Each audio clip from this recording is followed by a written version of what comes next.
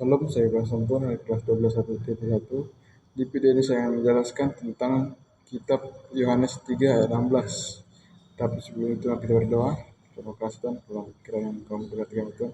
Ya Tuhan, di hari ini saya ingin berkhotbah Tuhan pada Yohanes 3 ayat 16. Berikanlah firman ini menjadi firman untuk kami Tuhan.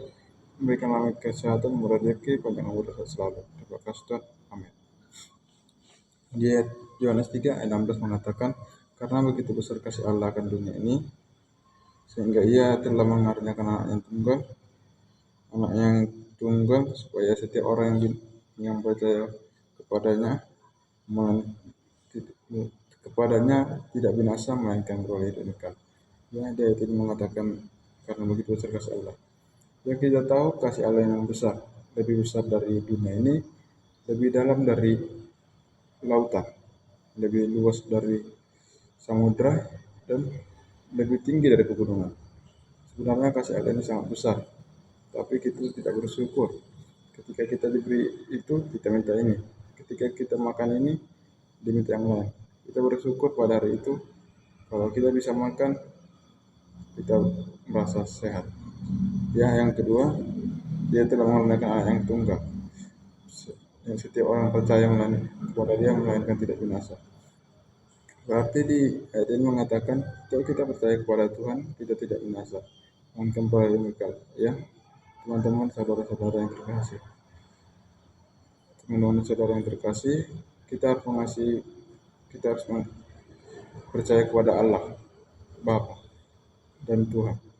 Kita harus percaya kepada Tuhan supaya kita beroleh hidup yang kekal. Tapi kalau kita tidak percaya, kita akan terombang-ambing dalam hidup ini. Kita tidak percaya apapun. Kita berdoa tidaknya bagaimana berdoa, gimana cara ibadah, gimana cara yang lain. Ketika kita tidak percaya Tuhan di dunia ini, kita hanya hidup seperti gelandangan. Tapi gelandangan kan seperti orang ateis. Ateis tidak tahu cara beribadah, tidak mengenal siapa Tuhan. Dia hanya mengenal dirinya sendiri. Begitu juga kita harus percaya dengan Tuhan supaya kita tidak sesat kepada siapapun, dan supaya kita tidak terombang-ambing dalam kehidupan ini. Kalau kita mengenal Tuhan, kita pasti percaya diri kepada siapapun. Kita mau pergi ke sana, kita mau pergi beribadah, kita tidak malu lagi. Tapi kalau kita malu beribadah, kita harus percaya kepada Tuhan. Kita harus mulai rajin ibadah, membaca kitab, dan menyanyikan lagu pujian, supaya kita percaya kepada Tuhan. Oleh sebab itu, ketika kita tidak percaya dengan Tuhan, kita akan terombang-ambing. Dan supaya kita tidak melakukan hal itu, kita percaya kepada Tuhan. Dan kalau kita tidak percaya, kita tahu maksud kita tidak tahu bagaimana. Kita percaya dengan Tuhan, kita percaya bahwa Tuhan itu ada. Kalau kita tidak mengetahui bahwa Tuhan itu ada, kita tidak disebut dengan orang Kristen atau orang yang lain, tapi kita disebut dengan ateis. Ya, teman-teman, begitulah firman pada hari ini. Saya tutup dengan doa. Terima kasih Tuhan karena memberkati rekan Tuhan. Tuhan, berikanlah firman menjadi firman lagi banyak Tuhan. Tuhan, terima kasih Tuhan. Tuhan, lindungilah dimanapun kami berada Tuhan. Berikanlah kami kesehatan, rezeki, panjang umur dan selalu. Juga teman-teman kami, guru kami, dan orang tua kami. Berikanlah mereka kesehatan, rezeki, panjang umur dan selalu. Tuhan, saya mau ujian Tuhan.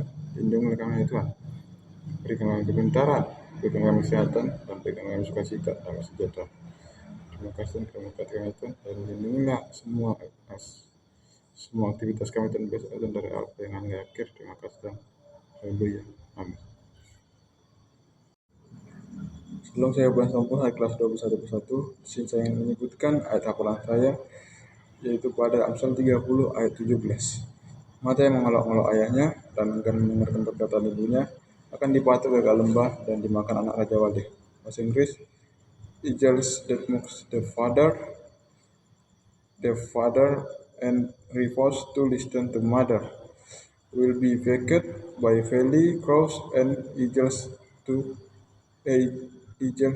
by